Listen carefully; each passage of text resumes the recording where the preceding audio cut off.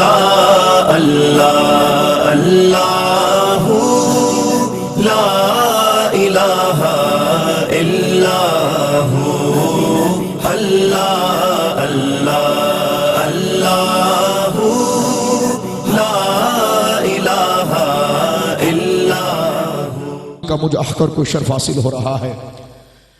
اختصار کے ساتھ قرآن کی 2 آیتوں کا مفہوم میں آپ کی خدمت میں عرض کرنا چاہتا ہوں۔ سب سے پہلے سورۃ النحل کی آیت نمبر 75 جس کا مفہوم سادے انداز میں آپ سمجھ لیجئے، وہ باتیں مومن وہ ہوتا ہے جو اپنے رب کے غضب اور اپنے رب کی ناراضگی سے خود کو بچا کر رکھتا ہے، اور اس کی ایمان کی حرارت اور تقاضا یہ ہوتا ہے کہ وہ تمام وہ کام کرے جو اس کے رب کی رضا کا باعث ہو، اور یہی عبادت کی حقیقت ہے۔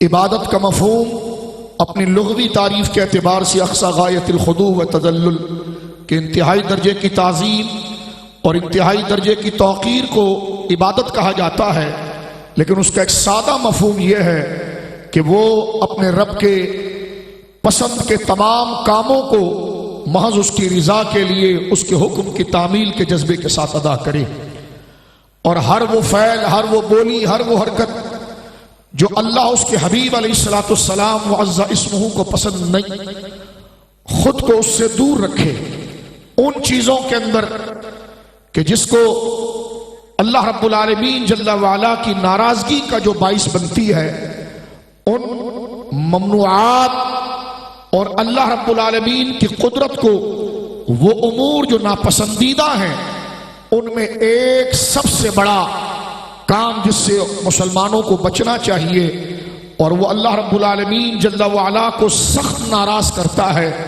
وہ ہے کہ جب اللہ کے دشمنوں کو اور اللہ کے دوستوں کو ایک سمجھا جائے۔ اللہ کے دشمنوں کو اور اللہ کے دوستوں کو ایک سمجھنا یہ اللہ کے غضب کو دعوت دیتا ہے، یہ اللہ رب العالمین کی سخت نافرمانی ہے کہ بندہ اپنے تخمین اور قیاس فاسد سے اور غلط سوچ سے، شیطانی وسوسوں سے یہ نظریہ بنائے کہ سب ایک جیسے ہوتے ہیں اور سب کا مرتبہ ایک ہوتا ہے، دشمن بھی ایک تو دوست بھی ایک۔ میرے دوستو، نادانی میں یہ جملہ جو زبان سے نکلتا ہے یہ رب کے غضب کو دعوت دیتا ہے۔ جب ہم سورۃ النحل کی آیت نمبر 75 کا ایک سادہ سا بھی مفہوم اپنے ذہن میں لے کر آتے ہیں تو وہاں قرآن کریم کی یہ ایک آیت اپنے بندوں کے دلوں کے اندر اس ہیبت اور قدر اور عظمت کو بٹھانا چاہتی ہے کہ وہ اس بات اور اس حد اور اس تقسیم کو اور اس فرق کو ہر کلمہ گو مسلمان اپنے سامنے رکھے کہ اللہ کے دشمن اور اللہ کے محبوب ایک نہیں ہے۔ یہ اتنا ضروری عقیدہ ہے اور یہ اتنا اہم ترین مطالبہ ہے قدرت کا کہ رب کریم کی رحمت اپنے بندوں پر شفقت کرتے ہوئے انتہائی آسان مثال کے ذریعے اس مفہوم کو سمجھاتی ہے، اور قرآن یہ کہتا ہے جس کا مفہوم یہ ہے کہ میرا بندہ اگر آسان مثالوں کے ذریعے بھی حق کو پہچان لے تو رب کی ذات اس بات سے حیا نہیں کرتی کہ مچھر تک کی مثال دے کر اس کو حق کی بات کو واضح کر دے اور حق اور باطل کے درمیان فرق دلا دے۔ تو یہ مفہوم جو میں پڑھنے جا رہا ہوں آپ کے سامنے، یہ قدرت کا اتنا بڑا مطالبہ ہے ہر کلمہ گو کے لیے کہ وہ اس بات کے فرق کو ہمیشہ یاد رکھیں کہ خدا کے دشمن اور خدا کے دوست ایک جیسے نہیں ہوتے، اور جو اسے ملانے کی کوشش کرتا ہے وہ اللہ کی بارگاہ میں سخت غضب کا شکار ہوتا ہے۔ اس کا اندازہ میرے دوستو بزرگوں ہمیں اس آیت کریمہ سے پتہ چلتا ہے کہ جس میں رب کریم اپنے محبوب بندوں کا مقام اور جو اللہ کی بارگاہ سے راندہ اور دھتکار دیے گئے ہیں ان کی خساست، ان کی رذالت، ان کی پسپائی کو قرآن کریم ذکر کرتے ہوئے اللہ نے ایک مثال دی ہے۔ میں قرآن مجید پڑھنے جا رہا ہوں آپ کے سامنے، اختصار کے ساتھ، وقت مختصر ہے، اس لیے انہی آیات کے سادہ مفہوم اور اجماعی تفسیر آپ کے سامنے عرض کرتا ہوں۔ اس کے لیے اگر ہم امام المتکلمین امام ابو منصور ماتریدی رحمہ اللہ کی تعویلات اہل سنہ کو دیکھیں تو یہ فقیر جو آپ کے سامنے مفہوم بیان کر رہا ہے یہ اجماع امت ہے۔ قرآن کہتا ہے ضرب اللہ مثلا، اللہ ایک مثال دے کر اپنے بندوں کو کچھ سمجھانا چاہ رہا ہے۔ ضرب اللہ مثلا، اللہ مثال دے رہا ہے۔ اگر وہ مثال نہ بھی دے، بات کا آرڈر کر دے تو ہم پر یہ پابندی ہے کہ ہم بغیر چوں چرا، بغیر اس میں غور و تحمس کیے اس بات کو قبول کرنا یہ تقاضۂ بندگی ہے۔ لیکن اللہ ایسا کریم رب ہے ہمارا کہ وہ مثال دے کر بائی فورس نہیں، عقلی دلائل سامنے کھڑے کر کے بتاتا ہے کہ میرے محبوبوں کی شان کیا ہے اور میرے دشمنوں کی ذلت اور خواری کیا ہے۔ اولیاء کا مرتبہ دیکھیے قرآن کریم کیسے بیان کرتا ہے۔ اللہ خود فرمائے ضرب اللہ مثلا، اللہ مثال کے ذریعے اس بات کو اپنے بندوں تک پہنچاتا ہے کہ عبداً مملوکاً لا یقدر علی شیء، کہ اللہ کی مخلوق میں سب ایک جیسے نہیں۔ اس کی مثال یوں سمجھو کہ جیسے ایک عبداً مملوکاً لا یقدر علی شیء، ایک زرخرید غلام ہو جو اپنی مرضی سے بیٹھ نہ سکے، اپنی مرضی سے اٹھ نہ سکے، وہ بکا ہوا ہو، لا یقدر علی شیء، اس کی نہ کوئی تعظیم ہے، نہ اس کی کوئی حیثیت ہے، نہ اس کی کوئی قدر ہے، لا یقدر علی شیء، نہ اس کے پاس کوئی اختیار ہے۔ لیکن اللہ فرماتا ہے وَمَن رَزَقْنَاهُ مِنَّا رِزْقًا حَسَنًا، لیکن سب ایسے نہیں، کچھ ایسے ہیں جن کو ہم خود رزق حسنہ سے نوازتے ہیں۔ فرمایا ایک وہ ہے جو لا یقدر علی شیء، جنہیں کوئی قدرت و اختیار، جن کی کوئی عزت و توقیر نہیں، لیکن فرمایا سب ہمارے بندے ایسے نہیں جنہیں ہم چن لیتے ہیں۔ لمن المصطفین الاخیار، جنہیں ہم چن لیتے ہیں ان کی شان یہ ہے کہ ومن رزقناہ منا رزقا حسنا، ہم انہیں اپنی جناب سے رزق حسنہ دیتے ہیں۔ اور ایک وہ ہے کہ جو ٹھگ بھکاری، خالی دماغ بھی خالی، جیب بھی خالی، سینہ بھی خالی، فرمایا وہ ہمارا دشمن ہے۔ اور ہمارا محبوب وہ ہے جس کے دماغ کو بھی بھرتے ہیں، سینے کو بھی بھرتے ہیں، خزانے کو بھی بھرتے ہیں، اور ساری دنیا امنڈ امنڈ کر گنگول شریف جیسی مقدس وادی میں آتی ہے۔ ان میں سے ایک قرآن دیکھیں کیا کہہ رہا ہے کہ ایک عبد مملوک ہے، زر خرید غلام ہے جس کی کوئی مرضی نہیں، لا یقدر علی شیء، اس کی کوئی قدرت و عظمت نہیں، اس کی کوئی شان و حیثیت نہیں، لیکن جو ہمارے ہیں جن کو ہم چن لیتے ہیں وَمَن رَزَقْنَاهُ مِنَّا رِزْقًا حَسَنًا فَهُوَ يُنْفِقُ مِنْهُ سِرًّا وَجَهْرًا، فرمایا ایک وہ ہیں جنہیں ہم خود بھر بھر کر خزانے دیتے ہیں، اور وہ تنہائی میں بھی اسے بانٹتا ہے، اجالے میں بھی اسے بانٹتا ہے، خاموشی میں بھی اسے بانٹتا ہے، لوگوں کے سامنے بھی اسے بانٹتا ہے۔ فرمایا ایک وہ ہیں جنہیں دیا ہی نہیں ہے تو ان سے مانگے گا کیا، جنہیں دیا ہی نہیں ہے تو وہ بانٹے گا کیا، اور فرمایا کچھ وہ ہیں جنہیں ہم دیتے ہیں فَوَ يُنْفِقُ مِنْهُ، جو ہم انہیں دیتے ہیں وہ گودام میں جمع نہیں کرتے، اسی میں سے لے کر ہمارے بندوں میں بانٹتے ہیں، سرًا وجہرا، خاموشی سے بھی بانٹتے ہیں، اعلانیہ بھی بانٹتے ہیں۔ اللہ کہتا ہے بتاؤ میرے بندو هل یستوون، کیا یہ دونوں برابر ہیں؟ یہ ایک ہی آیت ہے، دیکھیں کتنا جلال ہے اس آیت کے اندر، کتنا جلال ہے اس آیت میں۔ انسان اپنی عقل اور علم سے کلاش ہو کر جہالت کی پستی میں اتر کر کہتا ہے سب برابر ہیں، بت اور مزار میں کیا فرق ہے؟ میں نے کہا جب خدا ایمان دیتا ہے تو یہ آیت اسے ہدایت دیتی ہے۔ فرمایا جو ہمارے دشمن ہیں ان کے پاس تو کچھ دیا ہی نہیں، نہ وہ اس منصب کے اہل تھے، لیکن جو ہمارے محبوب ہیں انہیں یہ منصب بھی عطا کیا، خزانے بھی دیے، فَهُوَ يُنْفِقُ مِنْهُ، پھر وہ ہمارا بندہ اسی خزانے سے بانٹتا ہے، سرًّا وَجَهْرًا، اندھیرے میں بھی بانٹتا ہے، اجالے میں بھی بانٹتا ہے، خاموشی سے بھی بانٹتا ہے، اعلانیہ بھی بانٹتا ہے۔ کہنے لگے گمگول شریف میں مانگنے کیوں آئے ہو؟ میں نے کہا اس لیے آئے ہیں کہ اللہ کہہ رہا ہے کہ وہ بانٹتا ہے۔ اگر یہ قرآن نہ ہو تو مجھے بتائیے، قرآن کہتا ہے فَوَ يُنْفِقُ مِنْهُ، ہمارا بندہ ہمارے خزانوں میں سے بانٹتا ہے۔ جب وہ بانٹنا اس کا شرک نہیں ہے تو ہمارا یہاں آ کر مانگنا شرک کیسے ہو سکتا ہے؟ جب اس کا بانٹنا خدا کے خزانوں سے ہے تو ہم نے خدا کے خزانے ہی تو اس کے ہاتھوں سے لینے ہیں۔ سبحان اللہ، نعرہ تکبیر، نعرہ رسالت، دربار عالیہ نقشبندیہ گمگول شریف۔ سنیے توجہ کے ساتھ قرآن مفہوم، اور یہ آیات اولیاء کے لیے ہیں، اور عبد مملوک سے مراد کفار ہیں۔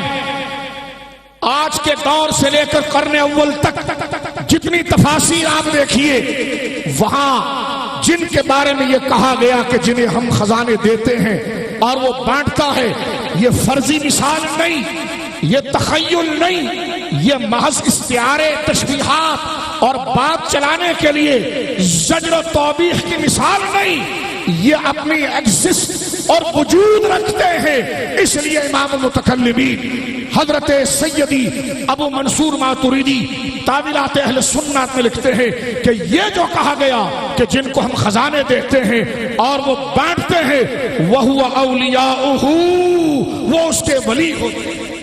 سبحان اللہ، سبحان اللہ۔ اب ذرا توجہ سنیے، گھر جا کر اس آیت کو دوبارہ کھولیے گا اور غور کیجئے گا۔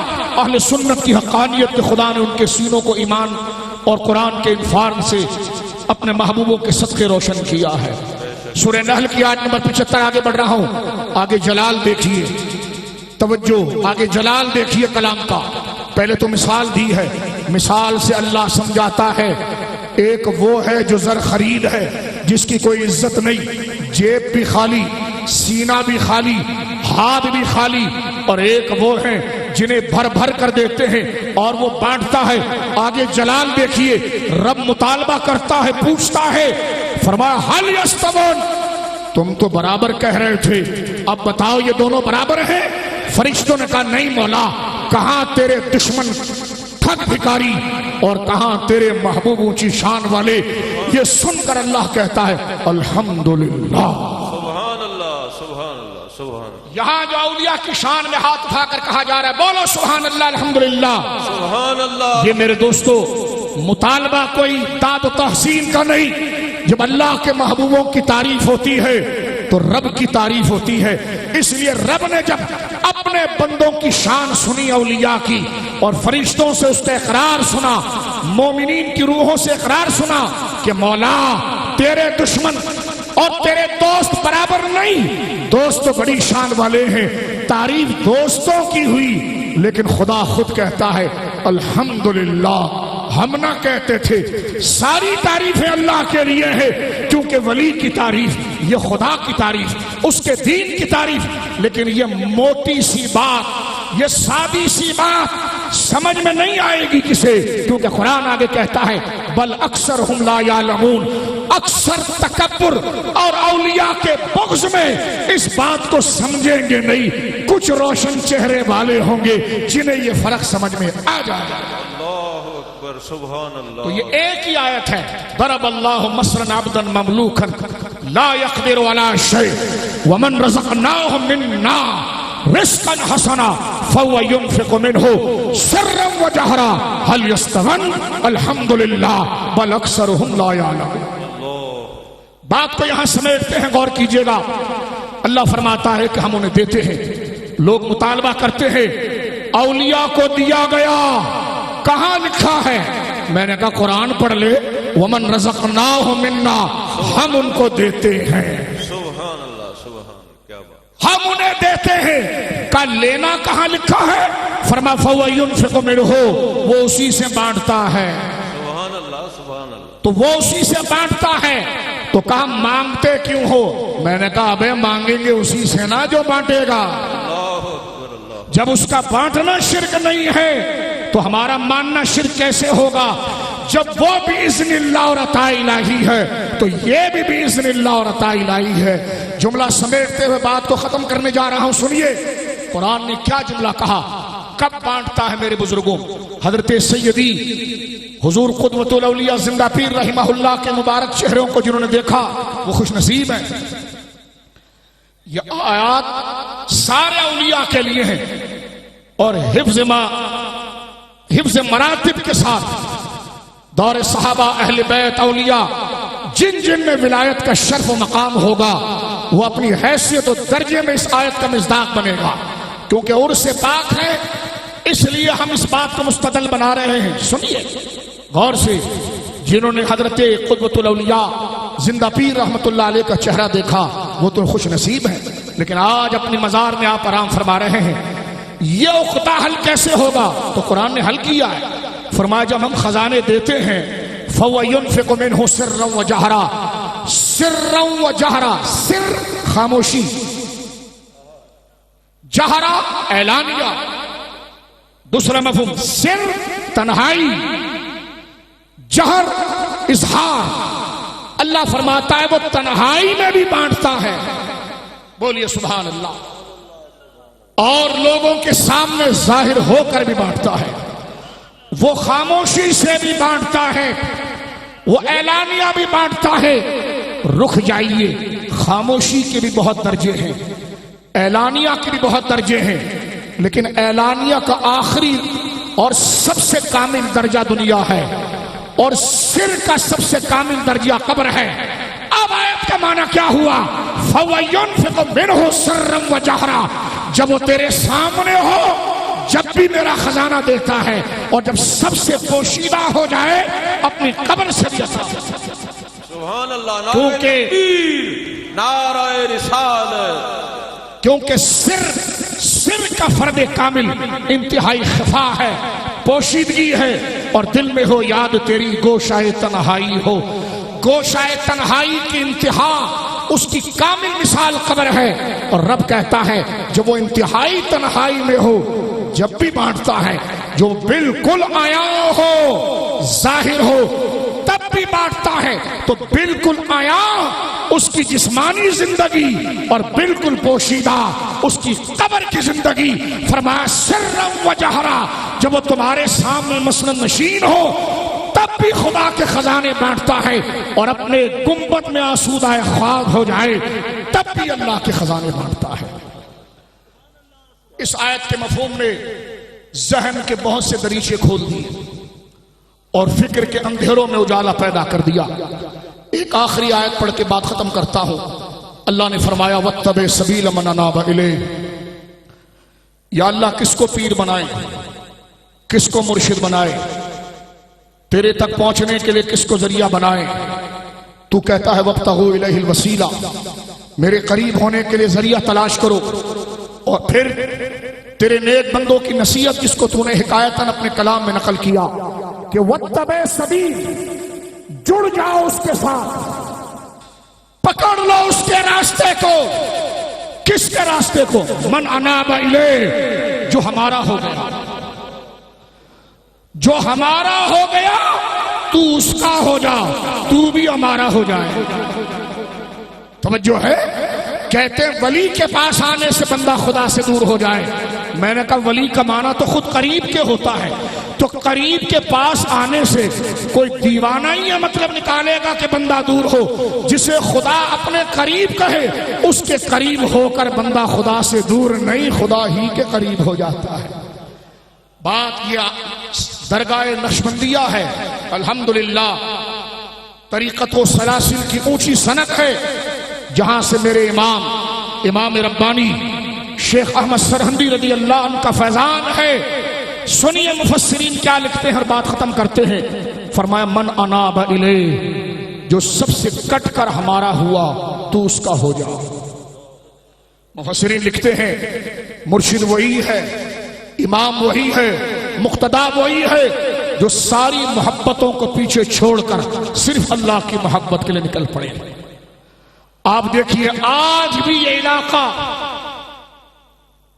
बयाबान है, लेकिन वो दौर जब क़ुद्वतुल औलिया सैयदना जिंदा पीर रहमहुल्लाह का जब उरूद मसऊद यहां हुआ, उस वक्त का रोब, उस वक्त की हैबत क्या होगी। लेकिन फरमाया गया उसी से जुड़ो जो सब रिश्ते नाते तोड़कर मेरे लिए निकल आया। मैं मुबारकबाद पेश करता हूं पूरी दुनिया से आए हुए मुसाफिरों तालिबान हक को जो गंगोल शरीफ हाजिर हो रहे हैं। आपने इस आयत पर अमल किया, उस शेख कामिल ने हर रिश्ते को तोड़कर सिर्फ खुदा का हुआ, तुम भी बस्तियां शहर छोड़कर उसके पीछे आ गए। फरमाया वत्तबे सबील मन अनाबा इलैह, उसके पीछे आ कि जो सबको छोड़ चुका हो। बात खत्म हो रही है। मन अनाबा इलैह, जो सब रिश्ते नाते तोड़कर जिससे भी मोहब्बत करे हमारे लिए करे। उसके नजदीक खूनी रिश्ते, जाहिरी रिश्ते सानवी हैसियत रखते हैं। असलुल उसूल बंदगी उस्ताद की है। असल रिश्ता अल्लाह रसूल का होता है। उलमा से पूछा गया, सुनो नशबंदी फकीरों, सुनो सुनो ये फैजान किसके सीने से फटा।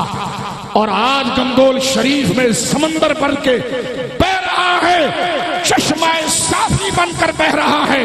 हर घाट से अपनी फिक्र का बंदा पी रहा है।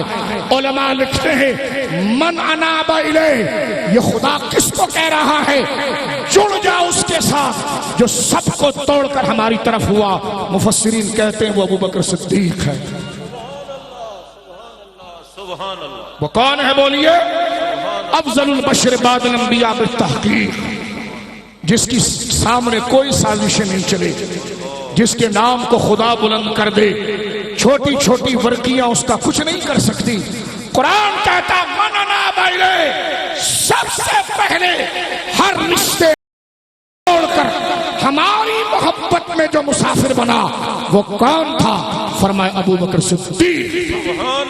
इसलिए रसूलुल्लाह ने चेहरे से चादर उठाकर आखिरी लम्हे में फरमाया था, लौ कुन्तु मुत्तखिज़न फी उम्मती खलीला ला तखस्तु अबा बकरिन खलीला वलाकिन साहिबकुम खलीलुर रहमान। मेरे सहाबा, अगर मैं अपनी उम्मत में किसी को अपना खलील बनाता तो अबू बकर को बनाता, लेकिन मेरा खलील अल्लाह है।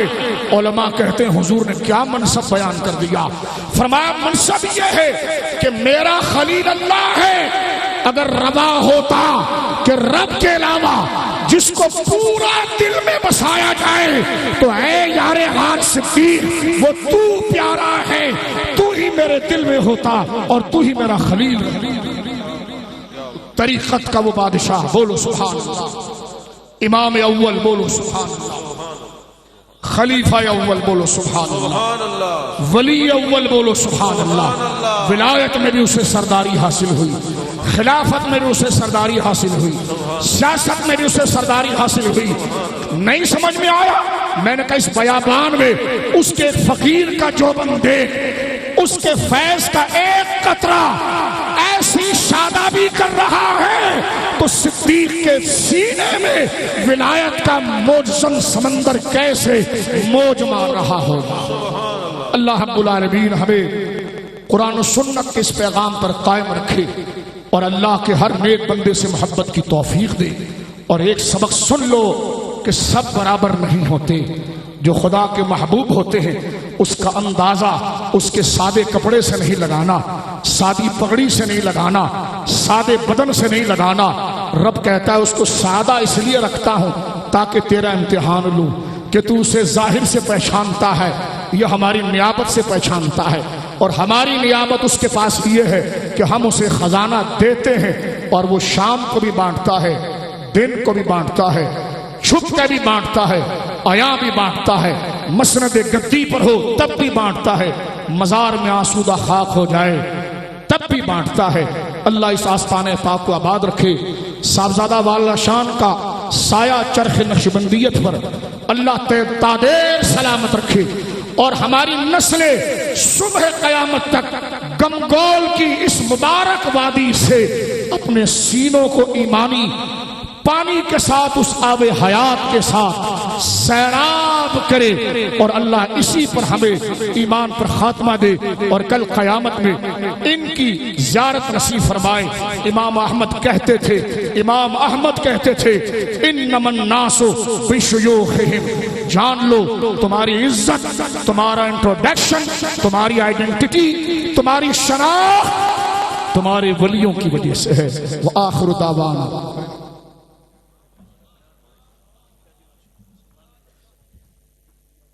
ماشاءاللہ بارک اللہ، انتہائی عالمانہ، فاضلانہ، محققانہ، بڑے اختصار کے ساتھ لیکن انتہائی جامع اشارات آپ نے فرمائے۔